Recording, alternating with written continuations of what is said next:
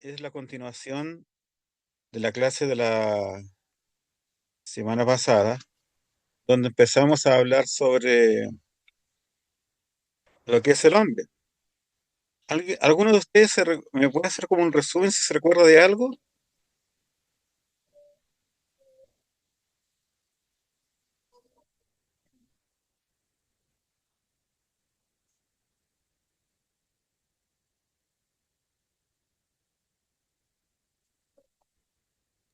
No, parece que no se acuerdan mucho Acerca de la dualidad, pastor.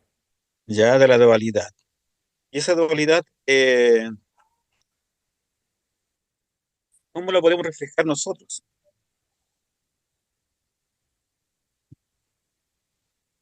¿Es el ser humano un hombre dual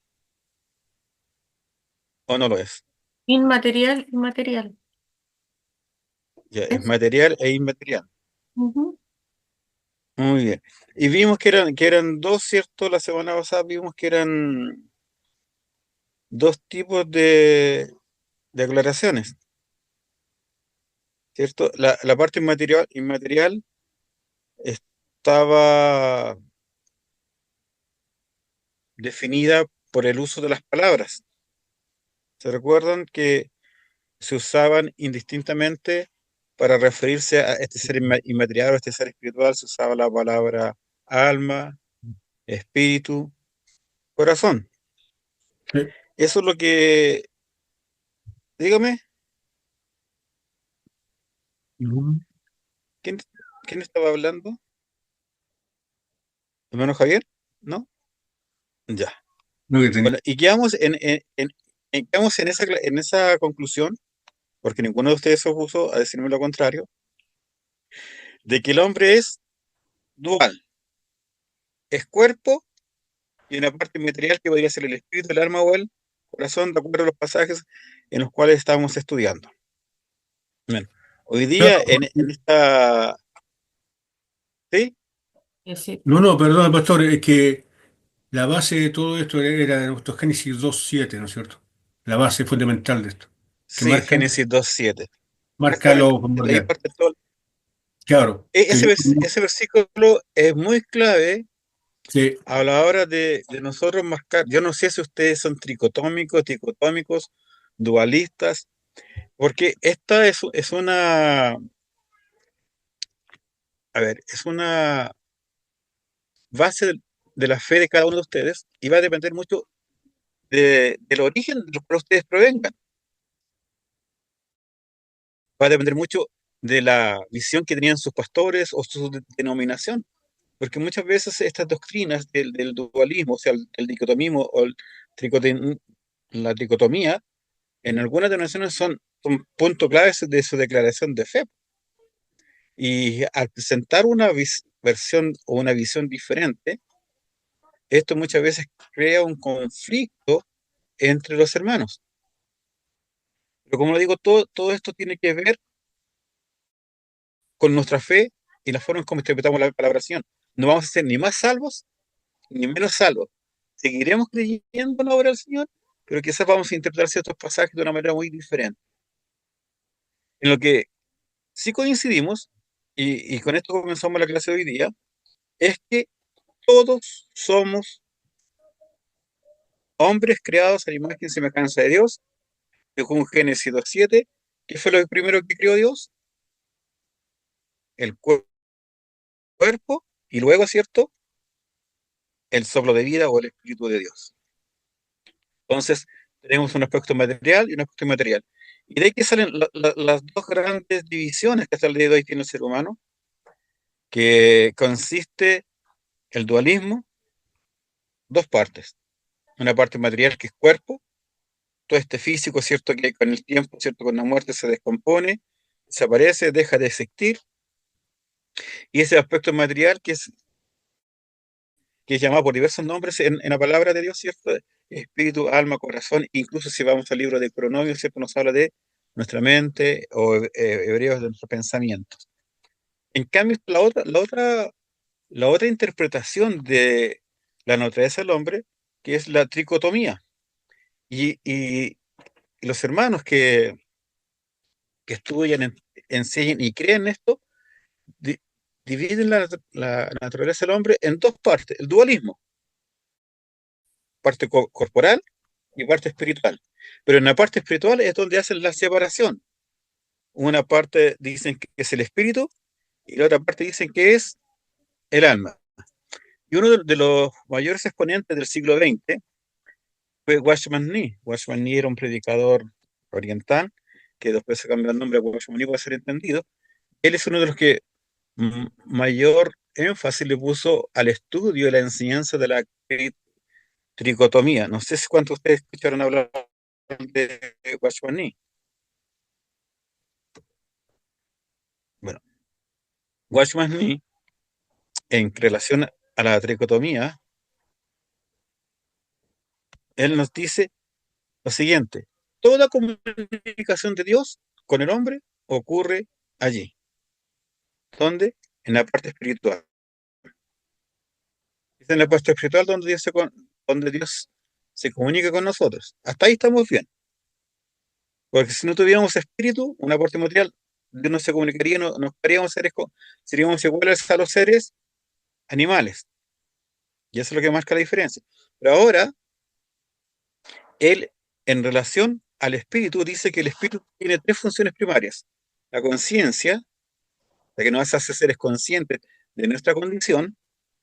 La intuición, que el hombre es capaz de poder darse cuenta de ciertas situaciones que están ocurriendo. Y la comunión, o sea que nos permite tener comunión con el Dios. Y eso lo escribió Watchman Nee en El hombre espiritual.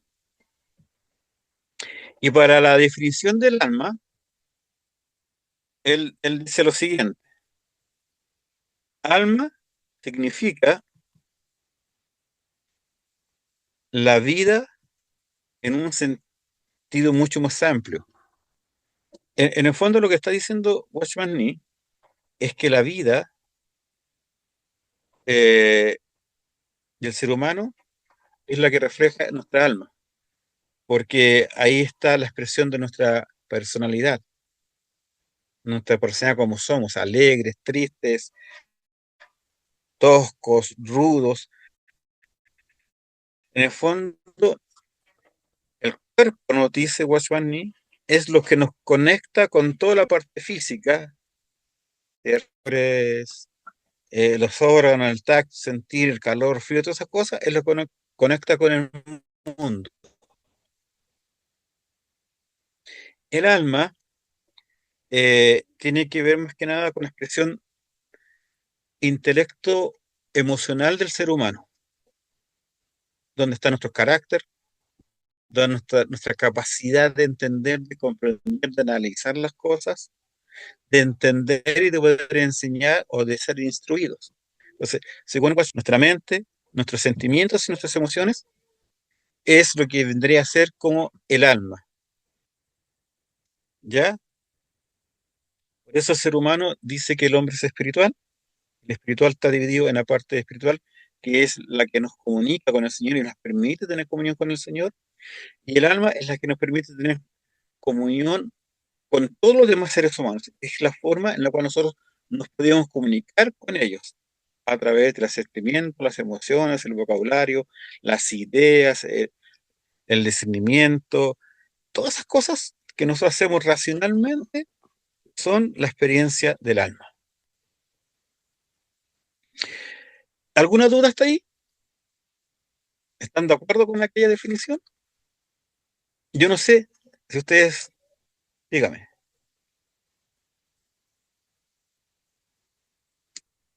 Pensé que alguien había levantado la mano. No, solamente un punto, pastor. No sé si ustedes lo tocan más adelante, pero ahora, al hacer esa división y está explicando usted que el espíritu, según la tricotomía, ¿no es cierto?, solamente no tiene las emociones, no tiene la vida cotidiana de la persona, solamente tiene la comunión con Dios. ¿Dónde queda en esa tricotomía la depravación total del hombre? En el sentido de que si el espíritu aparte, entonces no calzaría mucho esa parte. Justamente, esa es una de las mayores objeciones a la tricotomía, ¿Por qué? Porque hace una separación. Lo que dice Watchman Nee y muchos exponentes de esta corriente doctrinal hacen esa clara separación. La parte espiritual, después de la caída del ser humano, el ser humano deja de tener comunión con el Señor y el espíritu entra en una especie de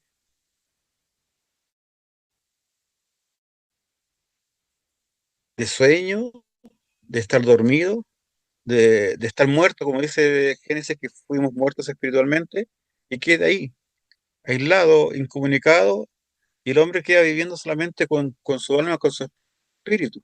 Y esa es la causa de la depravación total del hombre, que es la causa, ¿cierto?, de que el hombre deje de ser un ser espiritual, es lo que dicen algunos teólogos. Y que cuando el hombre es regenerado por Dios, este espíritu vuelve a activarse, por decirle una palabra, y vuelve a tener comunión con Dios, que da sobre el espíritu. Es el reconciliado.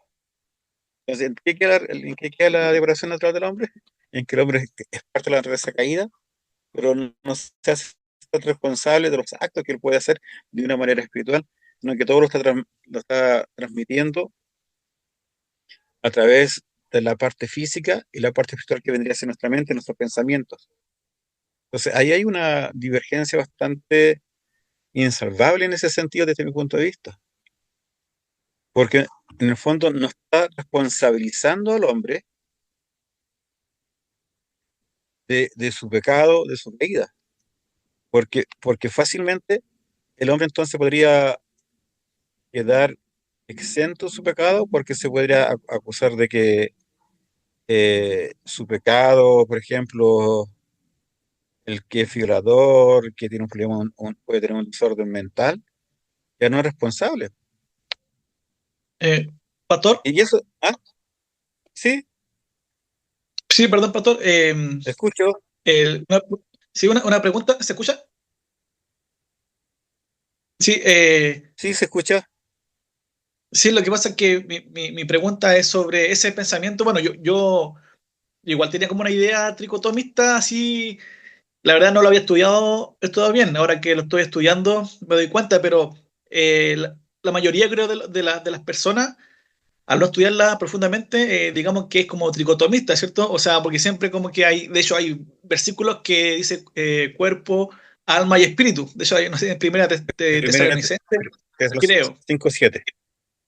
Sí, y este predicador Watchman no tendrá una idea que sacó de alguna filosofía o secretismo, alguna, porque siempre también en el mundo, digamos, secular, siempre dice que somos como cuerpo, alma y espíritu. No Claro. sé dónde sale esa Eso idea. no, bueno, Watchman Nee es un predicador bastante controversial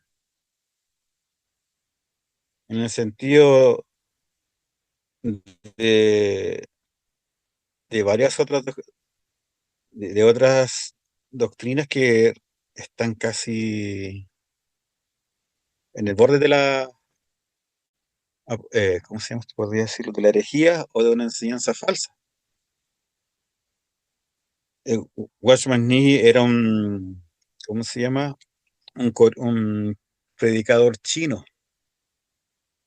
Él era un cristiano, fue perseguido por la iglesia, o sea, por la iglesia, por los comunistas, y él en su historia, él dejó muchas cosas, dejó su vida, perdió familia, perdió todo por el amor de Cristo. Pero, de hecho, él dicen que fue uno de los grandes impulsores desde que llega Mao Zedong, estamos hablando un poco del tema, llega a China y llegó a plantar más de 600 iglesias, mientras ocurría el régimen comunista.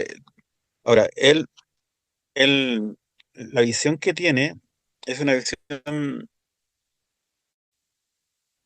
que partió de un avivamiento que él vivió, él convirtió, y de ahí él dice que tuvo una experiencia muy personal con la cruz del Señor. Él padecía de tuberculosis, pero el Señor lo salvó, entonces el Señor obró muchos milagros en él. El problema de él es que su interpretación no es tan apegada a la Sagrada Escritura. Como usted dice, tiene mucha influencia de otros escritores. De hecho, bueno, él fue perseguido y terminó asesinado, arrestado y encarcelado y asesinado. La obra más famosa es el hombre espiritual. Ahí hay varias cosas con las cuales yo no estoy de acuerdo, que quizá en otra clase voy a analizar Watchman Nee, pero se pueden conseguirse ese libro, La vida espiritual, son 2 tomos. Hay cosas muy buenas, pero otras cosas que rayan mucho con la doctrina sana, la ¿Doctor? ortodoxia. ¿Doctor? Sí, ¿Me escucha? sí, escucho, Bien, soy hermano sí, Javier. escucho, claro. No, pienso que viendo este tema de la tricotomía, viendo Ajá. que uno ha escuchado muchas cosas y, como te dijo, al borde de la herejía, también para mí una de las cosas que son muy graves, que algunas iglesias enseñan, es, dicen, como Dios es trino, el hombre es trino. Hacen a Dios en 3 partes. Dicen uno, no, hermanos, como Dios es Padre, Hijo y Espíritu Santo, nosotros somos cuerpo, alma y espíritu. Hacen ese paralelismo, sin entender que Dios es uno, que se manifieste de otra forma es distinto. Pero no es que Dios sean 3 partes. Y ahí muchas iglesias tienen esa confusión. Entonces, hacen esa comparación. Dios son 3, yo soy 3, listo. Somos imagen de Dios. Y hemos ido en el camino, ahora entendiendo y estudiando, que no es así. Entonces, pienso que también se ha involucrado mucho y se ha heredado muchas veces esto de la tricotomía, se ha ido heredando, no tanto estudiando, sino que se hereda. Y como te decía, alguien puso esta regla y se sigue para adelante sin estudiarlo. Gracias. Exactamente. Y gracias, hermano Javier. Lamentablemente, esa es la visión que tienen muchos cristianos. Es como, yo soy evangélico porque mi papá, mi mamá era evangélico, y seguimos con la línea evangélica, pero el hecho de ser evangélico no significa que usted sea cristiano. Y lo mismo ocurre con la tricotomía. Acá, por ejemplo, en el punto que vamos a ver ahora, que es la tricotomía tácita, nos da una explicación más o menos a lo que nos decía nuestro hermano Javier. Dice, la tricotomía tácita, o sea, no es que tú te digas ser tricotómico, pero se ve muy a menudo en la vida del ser humano, en la forma como nos expresamos, en la forma como razonamos, como decía Giovanni recién, ¿cierto? Eh, Nos referimos a esa visión tripartita, hombre, ¿cierto? Cuerpo, alma y espíritu, que es esa visión que está basada en aquello. Ahora, cuando estamos hablando de esto, el hombre,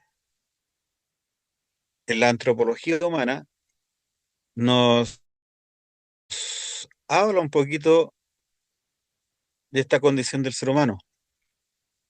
Eh, Hablan de tu ser interior, de tu conexión con el mundo espiritual, hablan de las energías, cómo canalizar esa energía. En todas las religiones, ya que están estudiando anteriormente las religiones, existe este dualismo.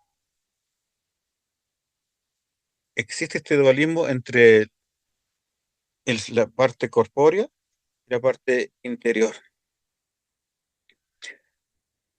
Entonces, de- desde ese punto de vista, la gente eh, piensa que se puede separar en 3 personas o en 3 seres. El cuerpo, como ya lo digamos, la que nos comunica con el mundo. El alma, o sea, que es tu carácter, tu personalidad, es la que te permite congeniar con otras personas, y la parte espiritual es la que te lleva a adorar, a buscar algún ser espiritual superior, algún Dios. De hecho, si ustedes lo ven, en todo ser humano, en el argumento ontológico, está ese deseo ferviente de adorar y de buscar a un ser superior, ya sean las estrellas, ya sea un volcán, ya sea un semidios como en la cultura griega o romana. Está esa cualidad de buscar un ser superior. Y esa parte espiritual que muchos dicen es la que te conecta con ese ser superior, pero nada más alejado, ¿cierto?, de la palabra del Señor. Y baso a esta, Hay muchos teólogos del siglo XX que se han opuesto tenazmente a esta visión eh, de la tricotomía. Uno de los teólogos más prominentes y más influyentes durante el siglo XX fue Luis Berkhoff. De hecho, en muchos seminarios se estudia obligado la teología de Berkhoff, porque es muy claro y muy conciso. Y él dice en relación a esto que la Biblia señala a dos elementos que forman parte de la palabra de Dios, como lo vimos en Génesis 2:7. El hombre fue creado a imagen y semejanza de Dios, lo hizo el polvo de la tierra, ¿cierto? Y después le dio el aliento al soplo de vida a él. No hay otra definición de eso. Entonces él dice, el hombre es cuerpo y espíritu o alma. Entonces, esta presentación que dice Berkhoff está en armonía con la propia conciencia del ser humano. Todos, como le decía recién, todo ser humano es consciente de que está compuesto, ¿cierto?, de un elemento material que es nuestro cuerpo y de un elemento espiritual. Ahora, ninguno, fíjese que en forma natural, sin una previa instrucción, piensa en forma cabal o en forma natural que su ser interior está dividido en dos partes. Ustedes hablan con cualquier persona y las personas muchas veces dicen, no, mi alma, mi espíritu, mi mente es diferente a mi cuerpo. Eso es lo que el Señor creó y lo hizo así. Otro teólogo, Charles Hodge, un presbiteriano, dice lo siguiente: la doctrina de un triple elemento en la constitución del hombre es antiescritural por lo siguiente. Aquí son sus argumentos con cita bíblica. Lo que decía nuestro hermano Javier. Primero, se opone al relato de la creación del hombre, como aparece en Génesis 2:7. Según ese relato, Dios formó al hombre del polvo de la tierra y sopló en ese hombre, en ese ser creado, el aliento de vida. Y recién ahí, como dice Génesis 2:7, recién ahí vino a ser un alma viviente. O sea, es un ser que Dios creó y dentro de ese ser hay un alma viviente. En cambio, la tricotomía está opuesta a ese uso uniforme de las palabras, que ya lo vamos a estar un poquito más en extenso ahora. En el hebreo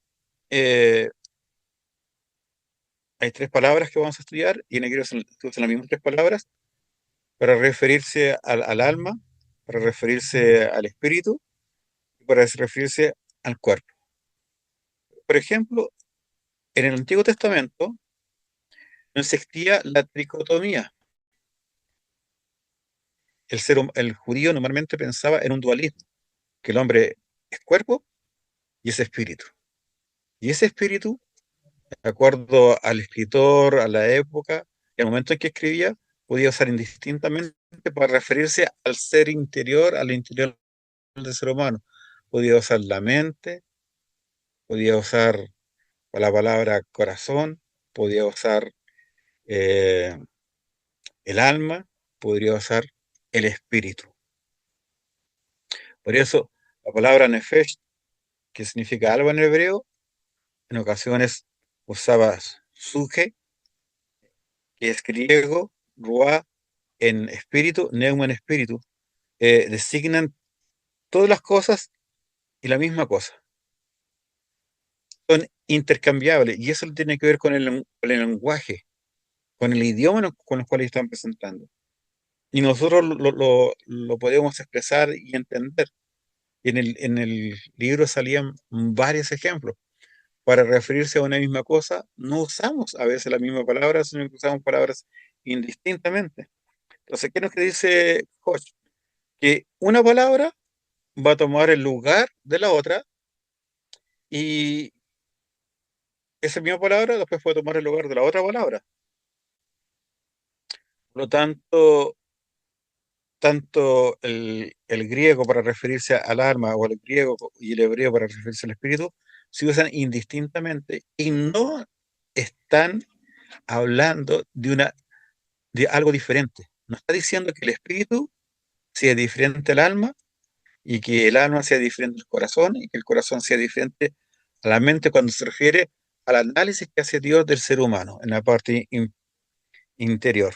Entonces, el hebreo y el griego eh, nos van a hablar del ser interior, sin hacer una diferenciación o sin mostrarnos que son dos eones, perdón, diferentes. Aquí es donde vamos a estudiar un poquito más las palabras que,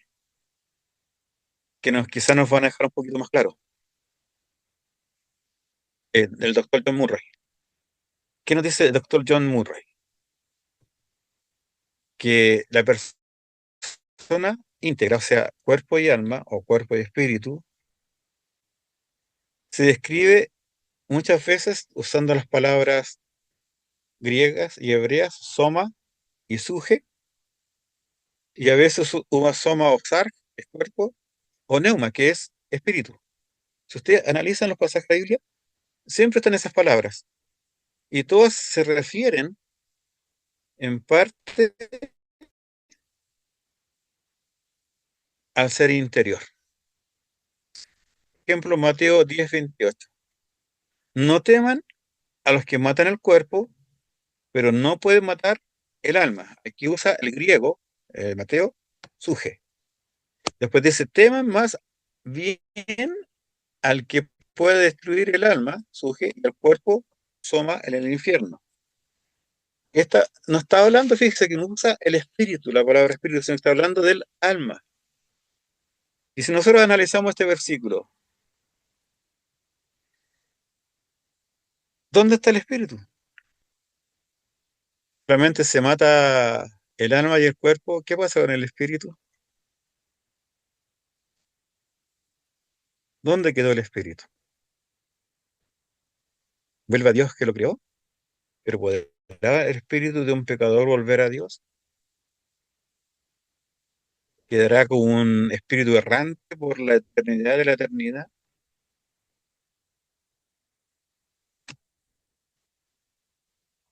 Otra uso de palabras, soma y neuma. Soma significa cuerpo. Así pues, como el cuerpo sin el espíritu está muerto, así también la fe sin obras está muerta, dice el apóstol Jacobo, el hermano del Señor Jesucristo. Nuevamente, si somos tricotómicos, ¿qué vamos a hacer con el alma? ¿Por qué todos los escritores judíos, tanto del Antiguo y Nuevo Testamento, salvo esos dos versículos de Hebreo y de Tesalonicenses, hablan siempre en un dualismo y no como dicotomía? Sark significa cuerpo. Como teníamos estas promesas, queridos hermanos, purifiquémonos de todo lo que contamina el cuerpo, Sark, y el espíritu, Neuma, para completar en el temor de Dios la obra de nuestra santificación. Nuevamente, eh, dónde queda el espíritu? Entonces, si nosotros no nos estamos dando cuenta acá, somos seres dualistas. Ahora, otras palabras, yo saqué algunos ejemplos solamente del libro para poder analizarlo y conversar con ustedes. No vamos a buscar todos los resúmenes que salí ahí. Neuma y suje. Eh, si se dieron cuenta, en los versículos mostrados anteriormente, se usan intercambiablemente en una o en otra situación, en uno o en otro pasaje o en uno o en otro escritor. Pero todos están hablando de lo mismo. Hablan del ser inmaterial y del ser material. De esto que es la naturaleza del ser humano. Hablan de la naturaleza del ser humano que consta de dos partes, el ser material y el ser espiritual. O sea, se repite la idea en paralelo. Son palabras sinónimas o casi sinónimas, como dice. Sigamos viendo otros ejemplos.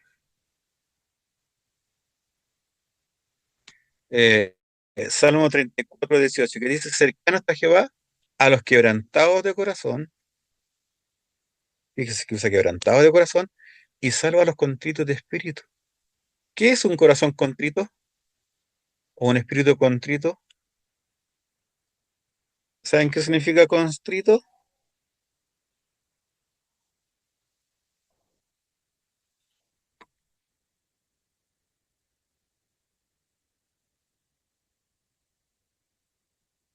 Ah, como arrepentido, pastor, arrepentido. ¿Ya? ¿Constrito? Eh, Dijiste arrepentido, ¿cierto? Sí, una persona arrepentida es una persona afligida, una persona que está compungida. Y eso provoca cierto, un estado eh, eh, de tristeza, de dolor, de humillación. ¿Y eso cómo se expresa? ¿Se expresa en tu mente? ¿Dónde se expresa? ¿En tu corazón? ¿Está parcializado en algún solo lugar? No, es todo tu ser interior. Entonces, cuando se habla de alma y espíritu, el espíritu entonces que estaría quedando ajeno a esta constricción de espíritu, porque según los tricotecomistas, las emociones, los sentimientos, los pensamientos están en el alma. Por lo tanto, el espíritu queda exento de eso. ¿Cómo entonces podemos explicar que mi corazón está triste o mi alma está triste y dejo de lado el espíritu? No coincide, no concuerdan. En Lucas 1, 46 y 47, Lucas usa la palabra suje y neuma. Suje es alma, neuma es espíritu. Entonces María dice: engrandece mi alma, la Madre Jesús al Señor, y mi espíritu se regocija en mi Salvador. Eh, ¿Qué piensan de eso? ¿Son dos cosas diferentes? Engrandece mi alma y mi espíritu se regocija. ¿Qué piensan? ¿Son dos?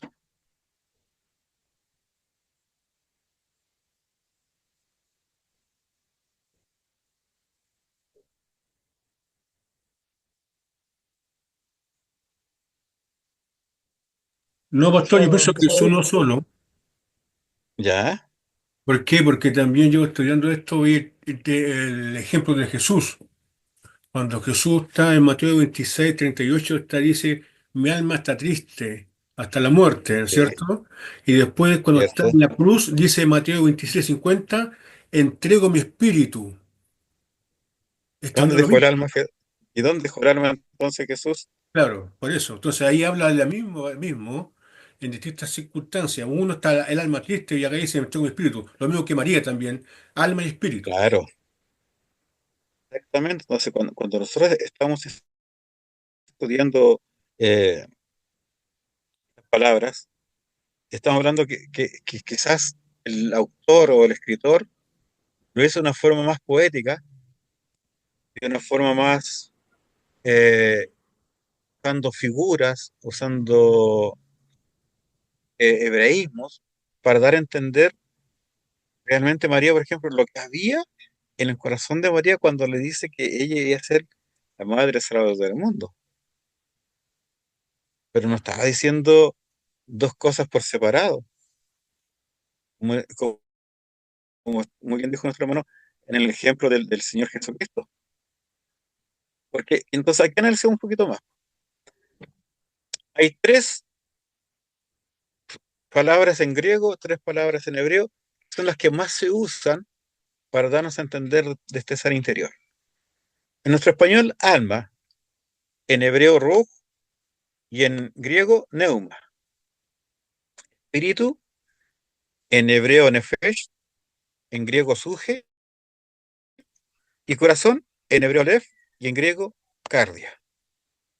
Y a la luz de los pasajes que hemos estudiado hasta ahora, cada una de estas palabras están relacionadas con adorar a Dios, están expresando una expresión negativa como el dolor, como el sufrimiento, piensa, cree, tienen conocimiento, y a través, sobre todo en el libro de Proverbios y en el libro de Salmos, son evaluadas moralmente como recto, como corrupto, como contrito, y también es usado con el cuerpo para describir a la persona entera. Entonces no es que lo esté usando para una u otra, haciendo una diferenciación. Entonces, cuando nosotros consideramos el autor el ejercicio espiritual, nos vamos a dar cuenta que, por ejemplo, cuando adoramos al Señor en espíritu y en verdad, como dice el Señor Jesucristo, ¿cierto? Recuerda lo que decía María. Vamos a donde María dice: engrandece mi alma y mi espíritu se regocija en mi Salvador. Pero cuando usted canta al Señor, adora al Señor, ¿lo hace con el alma o lo hace con el espíritu? ¿Lo hacemos con el espíritu o lo hacemos con el alma? Es lo mismo. Yo no puedo decirle a mi corazón, esta adoración no va a ser espiritual porque no va dirigida a Dios. No, todos somos seres espirituales. Yo no puedo decir, mi pensamiento está ajeno a lo que el espíritu quiere. Entonces, por ejemplo, estas emociones, como decía nuestro hermano, el sufrimiento, ¿cierto? Son atribuidos ¿a qué parte? Al espíritu. Mi alma está muy triste hasta la muerte. ¿Se habrá equivocado el Señor Jesucristo cuando expresa de esa forma? Y después cuando dice, Señor, cierto entrego mi espíritu. Entonces, según la visión dicotómica, en vez de usar eh, Ruge, debía haber usado Neuma para el dolor extremo, porque está a punto de morir. Entonces, Pastor, dígame, perdón. hermana Ida.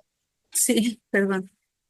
Pastor, pero era una forma de escribir que tenían los hebreos. Era como Exactamente, una acumulación de términos para comunicar totalidad. Era un exactamente. estilo de los hebreos antiguos y le llamaban hebraicismo. Hebraicismo Hebraicismo, perdón.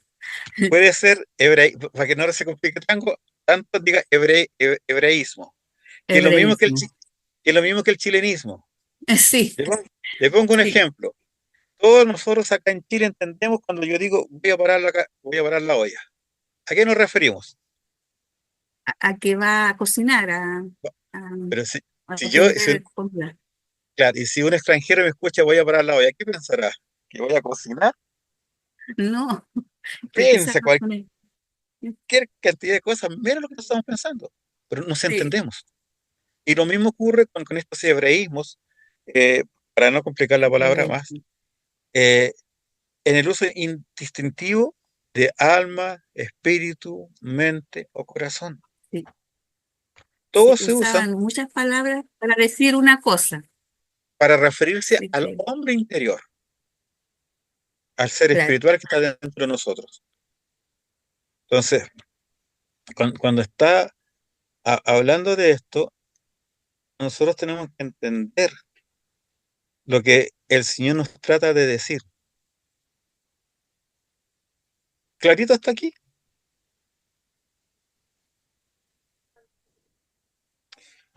Ahora, el- si nosotros nos vamos un poquito a la palabra suge, como nos decía anteriormente nuestra hermana, eh, vamos a encontrar tantos versículos. Pero hay una cantidad impresionante de versículos que apoyan el dualismo, porque se usan indistintamente. Miren, por ejemplo, la devoción acá, la diferencia entre suje y cardia. Dos palabras griegas. Suje alma, cardia corazón. Lo que sale en Hechos 4:32, después de, ¿cierto? Que viene la convención de los 5.000 con la predicación de Pedro. Entonces la multitud, los que habían creído, era de un corazón y un alma. Entonces acá tendríamos, de acuerdo a la posición dicotómica, tendríamos que separar ya entonces el hombre en carne, espíritu, alma, y agrega un nuevo concepto, corazón. Ya no serían tres, sino que serían cuatro partes del ser humano. El ser humano entonces sería alma, corazón y espíritu. Pero nosotros no lo podemos interpretar así, porque está hablando de cómo estos hombres creyeron. Cuando era de un corazón, estamos hablando que eran de un mismo sentir. Mire, ahora Efesios 6:6, haciendo todo de vuestro corazón la voluntad de Dios. Nuevamente, está refiriéndose al hombre interior. Entonces, cuando estamos estudiando esta situación, nos estamos dando cuenta que no solamente está lo que dice Hebreos 4:12 y 1 Tesalonicenses 5:7, que habla cuerpo, alma y espíritu. Eh, Dentro de esta conclusión que llega este teólogo, dice, la conclusión es inevitable. El centro de devoción y el lugar de los ejercicios más característicos de la persona regenerada es tanto el alma como el corazón y el espíritu. De hecho, en Jeremías, el Señor usa muchas veces el corazón de piedra, el corazón de carne, incircuncisos, ciertos de piedra, incircuncisos de corazón. Hace esa diferenciación, pero para referirse siempre al hombre interior. Entonces, cuando estamos estudiando, por ejemplo, ahora la corrupción o la depravación, como decíamos recién con nuestro hermano Javier, nos estamos refiriendo, ¿cierto?, a la caída del ser humano y donde, ¿cierto?, el hombre muere espiritualmente y en esa clase dijimos que la separación del espíritu del hombre con el espíritu de Dios es la muerte espiritual. No es que haya muerto, estamos separados. Dios, como Dios Santo, no puede tener comunión con el hombre que es pecador. Entonces, la depravación es atribuida al espíritu del hombre. En cambio, los tripartistas dicen que el espíritu inconverso está inactivo, está dormido. Es decir, en el fondo, él no es consciente de su pecado, él no es consciente de que con sus bocas, con sus hechos, está ofendiendo al Señor. Entonces, ¿en qué quedamos? Entonces, por ejemplo, aquí vamos a ver varios versículos. Salmos 78:8 dice, ni cuyo espíritu fue a Dios. Proverbios 14:29 dice, impaciente de espíritu. Dice, Proverbios 16:18, altivez de espíritu. Isaías 29:24, los de espíritu extraviado. Todos estos versículos y muchos más que salen tanto en el Antiguo como en el Nuevo Testamento nos hablan de que el espíritu no está dormido, no está inactivo, no está encerrado en algún lugar. Nos habla de que el espíritu es consciente de su situación. Pastor, Dígame. uno de los versículos que a mí también me dejó cuando estudiando esto fue Hechos 17:16, cuando Pablo llega a Atenas. Dice que su corazón se enardeció, se Claro, enardeció, o sea, se alteró al ver tanta idolatría que había hace tiempo. Entonces, me imagino a Pablo cómo que dice su corazón se enardeció. O sea, no hubo otra forma de revelar la expresión que tenía que su corazón. Dice. exactamente. Entonces, eh, él nos dice, mi espíritu se enardeció, dice mi corazón. ¿Por qué? Porque nosotros asociamos por educación, por tradición, que los sentimientos se encuentran en el corazón. Las emociones provienen del corazón en una forma metafórica, en una forma poética, porque nosotros sabemos que el corazón es un músculo que no tiene ningún sentimiento. De ahí no provienen los sentimientos, de ahí no provienen las emociones. Dice, de la abundancia del corazón, habla la boca. Y no quiere decir que mi corazón esté cerrado, todos esos malos pensamientos, todas esas palabras pecaminosas que ofenden al Señor. Entonces, cuando estamos hablando de esta situación, tenemos que entender que los actos de adoración, lo que estudiamos recién, la palabra del sufrimiento, las iras, los enojos, el pésame, el gozo, la devoción, todo está referido al ser espiritual. Todo está referido a eso. No está referido a que a una función cumple, determinada función cumple el alma o determinada función cumple el espíritu. No, es uno solo. Y que de acuerdo a la ocasión se usa un nombre diferente. Entonces, cuando estamos llegando a esto, aquí nos dice que podemos hacer un contraste entre súquicos y neumáticos. En el fondo, la diferenciación entre la parte natural del hombre, como sale en la versión NBI y otras más, en la versión Reina Valera de 1995, la 1909, la 1960, sale el hombre animal, hablando en súquico. Pero se refiere a ese ser que está apartado de Dios y que aún no ha logrado conocer a Dios o a Jesucristo como Señor y Salvador, en el fondo un hombre que sigue siendo impío, que no ha sido reconciliado con el Señor. Entonces, lo que tenemos que entender, claro, es que súquicos, cuando habla de hombre animal, cuando habla de hombre espiritual, lo está usando como un adjetivo para poder representar al hombre. ¿Saben lo que es un adjetivo, cierto? Te da una cualidad. Entonces, según la gente tricotomista, en el hombre, el súquico, o sea, el hombre natural, el espíritu está muerto, está dormido.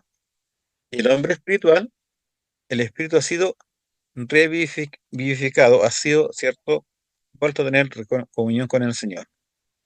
Y, y nosotros tenemos pocas, pero muy pocas citas bíblicas que nos hablan o donde se utiliza la palabra súquicos. Por ejemplo, en 1 Corintios, capítulo 2, versículo 14, dice lo siguiente: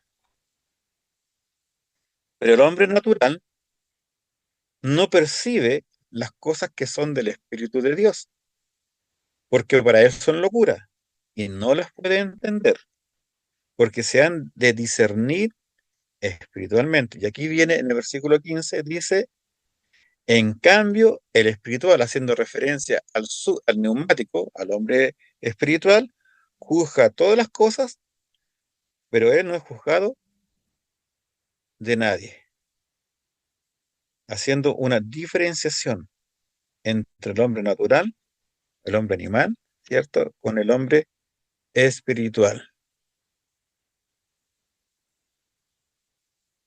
El mismo Pablo en los Corintios capítulo 15, versículo 44, dice lo siguiente: se siembra cuerpo animal, ¿cierto? Resucitará cuerpo espiritual. Hay cuerpo animal y hay cuerpo espiritual.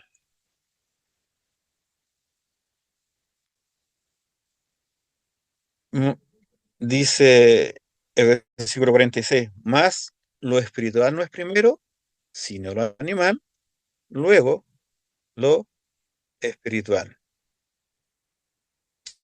La otra cita es de Santiago capítulo 3, versículo 15, que dice lo siguiente: porque esta sabiduría no es la que desciende de lo alto, sino terrenal, animal, diabólica, hablando del hombre natural, el hombre, cierto, que está alejado de Dios.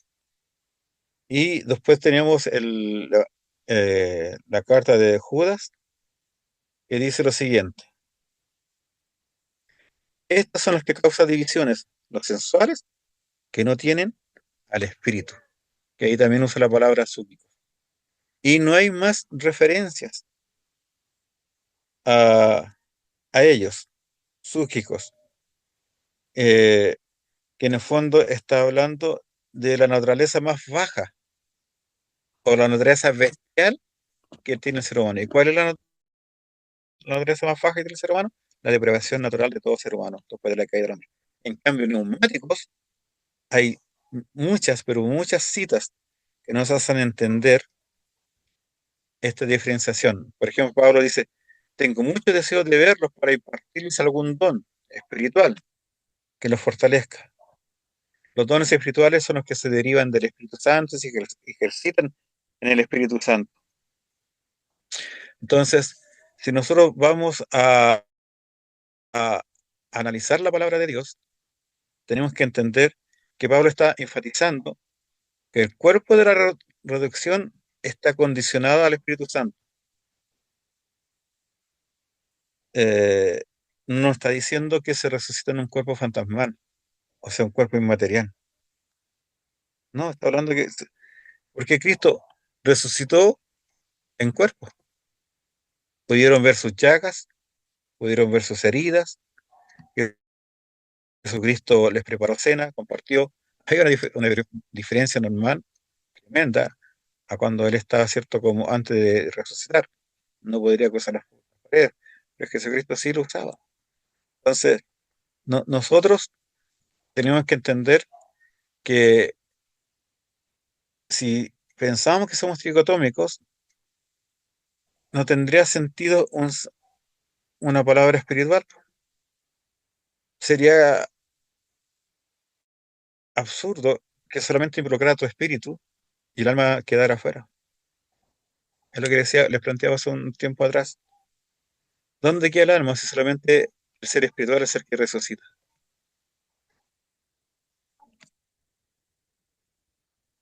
¿Dónde queda?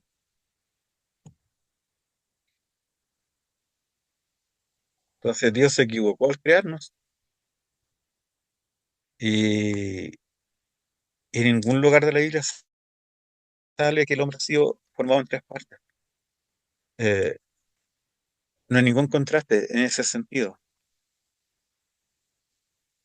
Entonces la palabra o el contraste entre súbicos y neumáticos no está hablando de partes,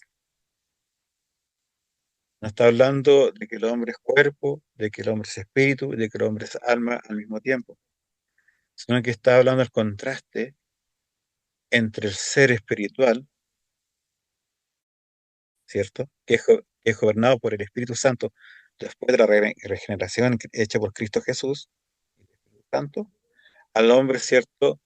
Eh, Túquicos, que es el hombre que se gobierna a sí mismo, que se dirige y que es gobernado por su naturaleza pecaminosa.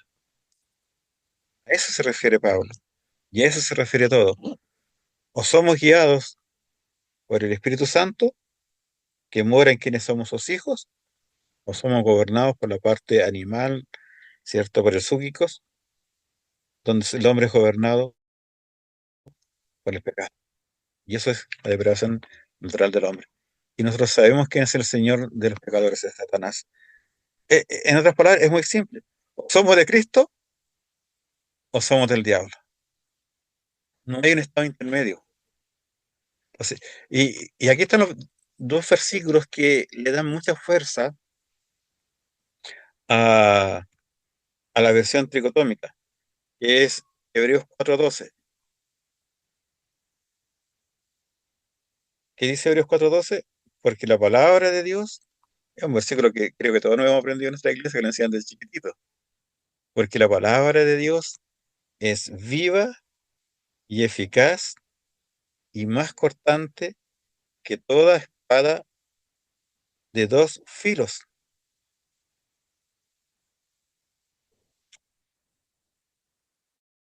Y aquí viene la parte que usan. Y penetra hasta partir el alma y el espíritu.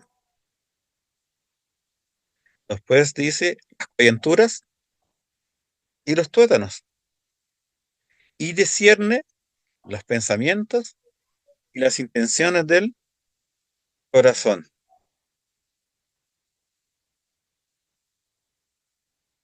¿Cuántas separaciones vemos acá? La parte espiritual, alma y espíritu.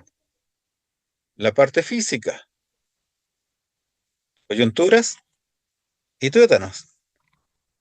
Y después dice nuevamente la parte espiritual, de acuerdo a la posición tricotómica. Pensamientos y la intención del corazón. ¿Recuerdan lo que decía Guachmanía al principio?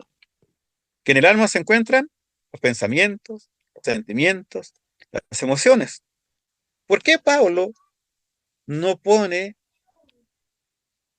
alma solamente y deja fuera los pensamientos y la intención del corazón?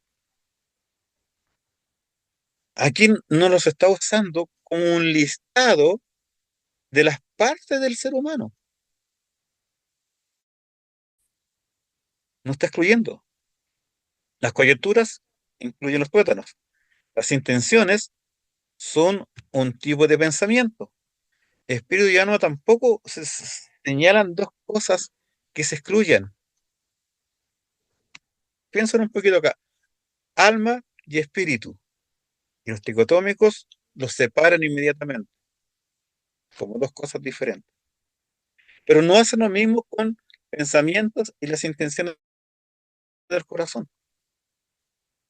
Lo ponen como uno solo. Entonces solamente hacen una diferenciación entre alma y espíritu. Entre coyuntura y tuétano no los separan, porque saben que se refiere al cuerpo, y los pensamientos, intenciones del corazón solamente dice que son pensamientos. Entonces, eh, esta es una metáfora, es un versículo donde usa una figura, Pablo, una espada que va a penetrar y va, ¿cierto?, a separar todas las cosas, o sea, nos va a analizar desde lo más profundo de nuestro ser.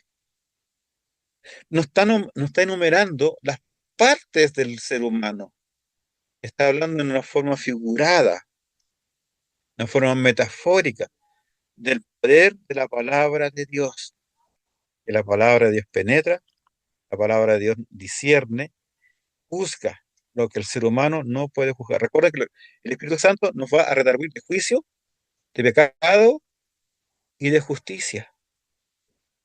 Y eso es lo que está diciendo este pasaje, que la palabra de Dios, o sea, el Espíritu Santo, nos va a llegar a ese término. Otro teólogo, Ed Welch, dice lo siguiente: la- este versículo no está haciendo una disección espiritual de quiénes somos, ese no es su énfasis, sino que dice que no hay una división entre alma y espíritu, como tampoco una división entre pensamientos e intenciones. Dios no usa una espada para separar al hombre entre espíritu y alma. No usa una espada para separar entre tuétanos y coyunturas, no usa una espada para separar pensamientos e intenciones. Simplemente lo que está haciendo es una espada que penetra para mostrar nuestra realidad delante del Señor. Está usando lo que hace el Espíritu Santo, redarguyéndonos de pecado. Nos está mostrando nuestra miseria humana sin ser regenerados, sin haber creído en el Señor Jesucristo. Así de potente es la palabra de Dios, porque es la única forma en que podemos ser estremecidos y llegar a arrepentirnos y a convertirnos y de poder confesar nuestros pecados. Porque en apariencia ustedes me ven de una forma, pero ustedes no saben lo que hay en mi corazón. El Señor Jesús, nuestro Señor Jesucristo, nuestro Dios, sabe todo de paz. Y este versículo de 1 Tesalonicenses 5:3 es exactamente lo mismo. E incluso este versículo es muy controversial porque en, en muchas versiones no sale.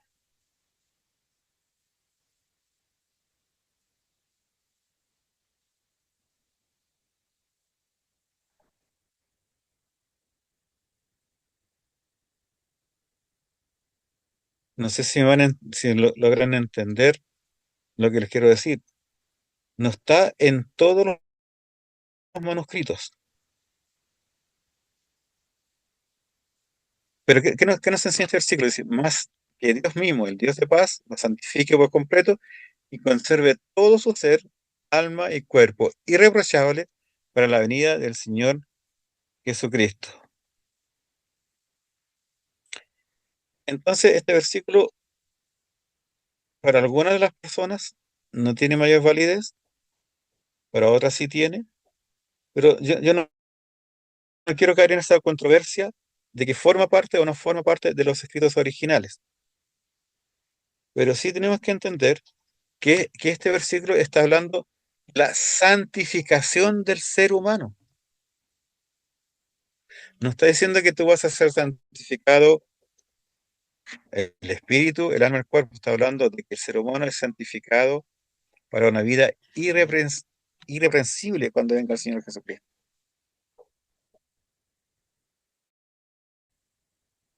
Entonces,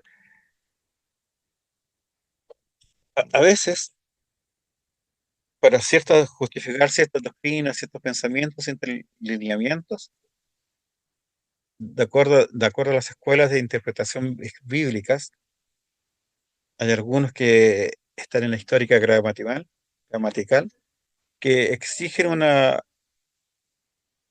interpretación literal, otras figuradas y otras formas de interpretación. Entonces, cuando tú vas a tomar y vas a analizar algo, como digamos, tenemos que tomar en cuenta los estilos de escritura de el que escribió la palabra de Dios. Simplemente acá él está haciendo ese hebreísmo para dar un énfasis, para darnos a entender que la totalidad del ser humano va a ser santificado. Recuerda lo que el Señor Jesús nos dijo, usando como base Deuteronomio 6:5, que amarás al Señor tu Dios con todo tu corazón, uno, con toda tu alma, dos, con toda tu mente, tres, y con toda tu mente, cuatro. A eso súmele el espíritu y súmele el cuerpo. Ya estamos, si hiciéramos el mismo razonamiento de los dicotómicos, teníamos seis partes, no tres: corazón, alma, mente, fuerzas. Y fíjese que aquí Watchman Nee no explica este pasaje, porque él dice que la mente y las emociones están albergadas en el alma. Y acá el Señor Jesucristo está haciendo una diferenciación entre el corazón, que representa las emociones, lo pone en un lugar diferente al alma, y la mente lo pone en un lugar diferente. Entonces, esa explicación de que en el alma están albergados las emociones, los sentimientos, el conocimiento, este versículo no encaja. Y esto lo dijo el propio Señor Jesucristo citando las palabras que Dios le dio a Moisés. Claro, hasta aquí.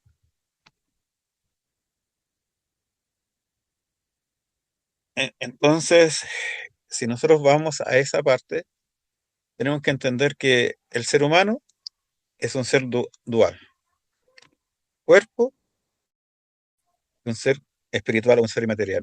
Entonces, nosotros tenemos que entender que cuando pensamos en forma tricotómica, estamos echándole la culpa, por ejemplo, del pecado al cuerpo, porque los pensamientos, las intenciones se generan en la mente. Entonces, el rey David podría haberse excusado cuando con su mente, con sus ojos observó y le viene ese pensamiento de tener relaciones, de cometer adulterio con Betsabé, pero que queda excluido. Entonces nosotros no podemos pensar así. Y esa es la dicotomía funcional como se conoce. ¿Por qué? Porque el ser humano, por naturaleza, tiene que echarle la culpa al otro. Se me viene al recuerdo cuando el Señor le pregunta a Adán y Eva por qué se escondieron. ¿Cómo supieron que sus cuerpos estaban desnudos? ¿Qué dijo Eva? Yo no fui, Señor. Pues, ¿cierto? O sea, Adán le dice, yo no fui, fue Eva. Y Eva que dice, yo no fui, Señor, fue la serpiente. Y como no había nadie más que echarle la culpa, la serpiente asume. No quisieron asumir su responsabilidad espiritual. Estaban justificando racionalmente su inocencia. Pero ellos sabían que habían desobedecido. Entonces, es en esta tricotomía funcional que a veces pensamos, eh, eh, echamos la culpa a otros o justificamos. Es que ese hermano me dijo un garabato porque tiene un temperamento muy fuerte y se descontroló, salió de sus casillas y de verdad es que tiene razón porque fue mucho lo que lo cargaron, fue mucho lo que lo, lo molestaron y vamos justificando. ¿Cuántas veces justificamos por el temperamento, por los complejos? Pues, es que ese hermano tiene la autoestima baja, porque ese hermano es neurótico, ese hermano es esto, este hermano tiene carencias. Y vamos justificando el actual y los proceder del ser humano, porque esta dicotomía funcional nos hace separar al ser humano en cuerpo, en alma y en espíritu. Entonces la parte espiritual no se toca. Entonces el alma, la que está en tus emociones, tu carácter, todas estas cosas con la parte de tu relación con el ser humano, es la responsable. O sea, no es así. Yo soy un hombre pecador, un hombre que era depravado total, y que por la gracia de Dios no recibo, ¿cierto? Lo que merezco. Recibo algo que no merecía, que es la salvación. Y por la misericordia de Dios no recibo el castigo que debía haber merecido. Entonces, cuando nos vamos acercando a esto, nosotros tenemos que tener en cuenta que el ser humano es un hombre material e inmaterial. Los que van a velar por tu cuerpo, en este caso, como es el ejemplo, son los médicos. Pero ¿quiénes son los que cuidan tu espíritu y el alma? Hermanos en la fe, los que han sido regenerados por la palabra de Dios. Pero hoy día nosotros estamos viendo la parte psicológica, o sea, la parte del alma, la emoción, los sentimientos, vamos al psicólogo. O vamos al psicoterapeuta, y si es una parte mental, no una parte del cerebro, vamos al psiquiatra, porque el psiquiatra que es un doctor, te puede recetar medicamentos. Pero el Señor dejó a sus siervos para que ellos ayuden al hombre a salir de esos conflictos espirituales. En toda la Biblia, todos los problemas espirituales se solucionaban con la palabra de Dios. Y eran hombres que intercedían y que obraban. Hoy día hay muchos cristianos que van al psicólogo por una u otra situación. No estoy diciendo que sea malo, pero muchas veces prefieren escuchar el consejo de un hombre, el cual les va a avalar y les va a justificar su proceder, su actuar. Pastor, Y lo va a alentar a que siga, no que deje el pecado de lado. Sí, escucho. eh, justo hoy día estaba pensando, mientras iba a buscar a mi hija al colegio, justo lo que usted está hablando respecto al... eh, eso, de que una cosa es el medio, los medios que tenemos para ayudarnos, ¿cierto?, en esta vida física, sea el saber Claro, construir, el que quiera aprender una disciplina, ¿cierto? Pero otra cosa es confiar en ella como que ese va a ser la solución. Porque una cosa claro, es decir, el piloto o se prepara, ¿cierto?, por años para poder manejar un avión, ¿cierto? Pero finalmente toda la confianza, y el avión encima está construida de una manera en que no pueda haber un accidente grave o algo. Pero todo eso no va a bastar solamente tener el conocimiento y la preparación, sino que hay una está Dios entre medio, pues es como cuando cuando hay un terremoto, cuando cosas que se escapan de que el ser humano pueda de alguna manera solucionar. Entonces pensaba en eso, en ese tema de que, claro, podemos confiar en los medios, en la tecnología, que bueno, el conocimiento que Dios otorgó a personas y el don que les dio para construir, perfecto, pero confiarnos del Señor. Porque uno puede Exactamente. utilizar algo, pero confiarnos siempre del Señor en todo. Es decir, el piloto cristiano dirá, voy a volar, ¿cierto? A tal parte, llevar a estas personas, Dios, guíanos, cuídanos igual, ¿cierto? Independiente del conocimiento que yo pueda tener, o la habilidad, o la expertise que pueda tener. Exactamente.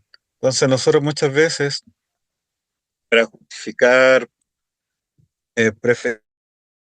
preferimos tener esta tricotomía funcional para no sentirnos tan culpables, para no sentirnos tan pecadores. Eh, Hay cierto que hay muchos psicólogos cristianos, yo tengo muchos amigos psicólogos cristianos, y ellos cuando cuando atienden, lo hacen desde el punto de vista bíblico. No atacan su situación, su análisis, desde el punto de vista humanista, por las carencias, por su carácter, sino que lo atacan desde el punto de vista que debemos de atacar nosotros, el pecado. Porque el pecado es el que trae como consecuencia todas estas males, como ustedes decían hoy día en la clase anterior, el miedo, pues. El miedo es una consecuencia del pecado. El mentir es una consecuencia del pecado. Eh, y cualquier cosa que dañe es causa del pecado. Entonces, ¿quiénes son los encargados de poder aconsejar, ayudar a salir adelante todas las consecuencias del pecado? Son los pastores, son los consejeros, son ustedes mismos. Pero ¿qué nos pasa a nosotros? Que muchas veces no estamos preparados para una consejería pastoral porque descansamos en lo que dice el psicólogo. Ah, que fue el psicólogo y el psicólogo les dijo tal cosa o el psiquiatra le recetó tal cosa.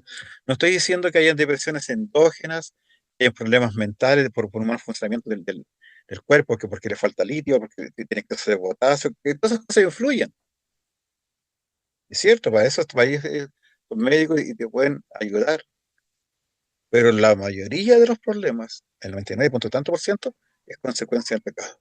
Hace poco estaba viendo un reportaje y viendo también un reel que salió que le preguntan a varios psicólogos y psiquiatras y le preguntaron, ustedes como médicos, y al otro como psicólogo, ¿a cuánta gente han sanado? ¿Cuánta gente, se puede decir así, se ha recuperado? Le ponían el ejemplo, como una persona que se fracturó el brazo, fue operado y ya funciona bien con su brazo. Una persona que fue operada del corazón, ¿cierto? Y ahora camina y anda bien y así funciona. Y ellos dijeron, ninguno. Ninguno que ha sido guiado por un psicólogo o un psiquiatra ha sanado y ha sido dado de alta. Le han ayudado a través de las drogas, a través de la consejería, a sobrevivir. Pero lo que viven esas personas lo van a vivir eternamente. No son reconciliados por el Señor y no son conscientes de que el mayor problema que tienen es la separación de Dios. Entonces nosotros tenemos que entender esto, que el Señor nos dejó para ser sus embajadores, que nos ha dado el ministerio de la reconciliación, para que las personas entiendan cuál es su real situación delante del Señor. El cuadro que nos pone acá dice, ¿cuál es el área del problema? La parte espiritual. ¿Quién es el experto? El pastor. El tratamiento, el cuidado pastoral, la consejería pastoral. El alma, la supuesta tercera parte. Hoy día la gente dice, ah, es que esa persona está con depresión, es que esa persona tiene mucha pena, esa persona, el psicólogo, ¿no? O el psiquiatra, a través de medicamentos. Desde que estoy tomando tales medicamentos, no estoy cuestionando. Esa persona cree sentirse mejor, pero su alma, su espíritu, su corazón, siguen lejos del Señor.